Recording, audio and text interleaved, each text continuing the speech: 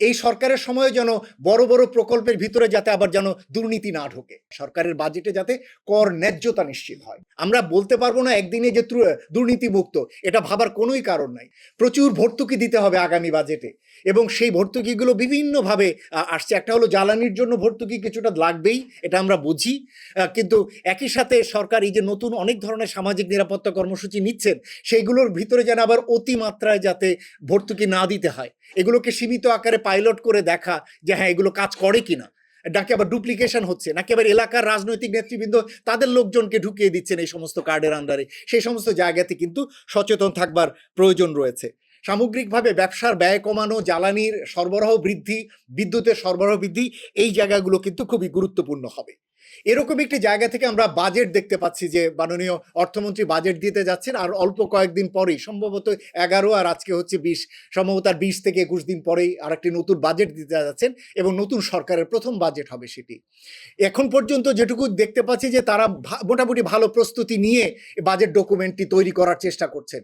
একটু দীর্ঘমেয়াদী তাদের লক্ষ্যও রয়েছে, তারা একটা বড় বাজেট দিতে চান, কিন্তু বড় বাজেটের বড় অর্থায়নটি কোথা থেকে হবে সেই জায়গাটি বললাম যে বড় অর্থায়নের জায়গা রয়েছে, তারা যেন সেই জায়গাটির ব্যাপারে নজর দেন।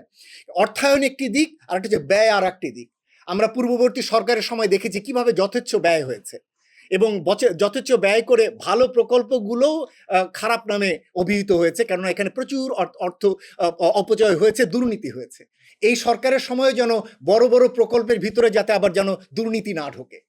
সরকার খাল খনন করছেন ভালো কথা, কিন্তু এর মাধ্যমে যেন আবার নতুন করে এলাকাতে আবার নব্য এক ধরনের নতুন যাতে আবার অর্থ গ্রহণকারী একটা শ্রেণী যেন না সৃষ্টি হয়, সেই দিকে নজর রাখা দরকার আছে। স্বাস্থ্য কার্ড করছেন ভালো কথা, কিন্তু সেখানে যাতে আবার স্থানীয় নেতাদের যেন আবার তোষণ না করা হয়, সেটি যেন খেয়াল থাকে সরকারের। সেটি আবার নতুন বড় প্রকল্প করবেন না বলেছিলেন, আবার বড় প্রকল্প নেওয়া হয়েছে আমরা দেখতে পাচ্ছি। সেই জায়গাটির ব্যাপারে সচেতন থাকা যে এই প্রকল্পগুলোতে যেন সীমিতভাবে যাতে এই প্রকল্পগুলোতে যাতে অর্থায়নটি থাকে। মোট কথা আমরা দেখতে চাই যে অর্থ ব্যবহারের ক্ষেত্রে যাতে বড় রকমের কোনো চ্যুতি না হয়। আমরা বলতে পারবো না একদিনে যে দুর্নীতি মুক্ত, এটা ভাবার কোনোই কারণ নাই। দুর্নীতি থাকবে আমাদের দেশে। দুর্নীতিকে লাগাম টানতে পারছেন কিনা, দুর্নীতি চিহ্নিত করতে পারছেন কিনা, এবং যিনি দুর্নীতি করছেন তাকে ধরে তাকে পানিশমেন্ট দিচ্ছেন কিনা, এবং তারপরে তাকে আর কোনো ধরনের সরকারি প্রকল্পে তাকে আর টেন্ডার করার সুযোগ দিচ্ছেন না কিনা, এই জায়গাগুলোই কিন্তু সরকারের টেস্ট কেস হিসাবে থাকবে আগামী বাজেটে দেখবার জন্য। আমরা সেটা দেখতে চাই। আয় কাঠামোর ভিতরে আমরা দেখতে চাই সরকার কতটা বৈষম্য নিরোধনের জন্য আয়ের চেষ্টা করছেন।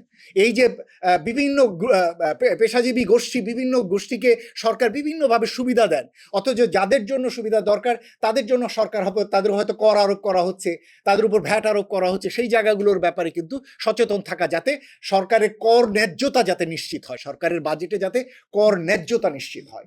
এবং সেই কারণে আমরা মনে করি যে আগামী দিনে বাংলাদেশের জন্য সম্পদ কর বা বৈষম্য কর, ইনহেরিটেন্স কর, উত্তরাধিকার কর, এই জিনিসগুলো আনার দরকার আছে।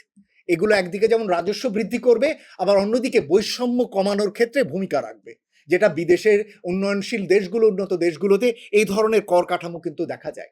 আমরা মনে করি যে ভ্যাটের ক্ষেত্রে 15% ভ্যাটকে কমিয়ে 9% বা তারও নিচে আনার সুযোগ রয়েছে, এবং এত ভ্যাট ছাড় দেওয়ার, ভ্যাট ওয়েভার দেওয়ার কোনো দরকার নেই। আমরা কেন একটা বড় রকমের রূপপুর পারমাণবিক প্রকল্পের ক্ষেত্রে ভ্যাট ওয়েভার দিব, আবার অন্যদিকে একটা ছোট একটা দোকানদারের উপরে আমরা তার উপরে ভ্যাট আরোপ করছি? এই বৈষম্য যেন না থাকে, সেই জায়গাটির দিকে কিন্তু নজর দেবার প্রয়োজন আছে বলে আমরা মনে করি।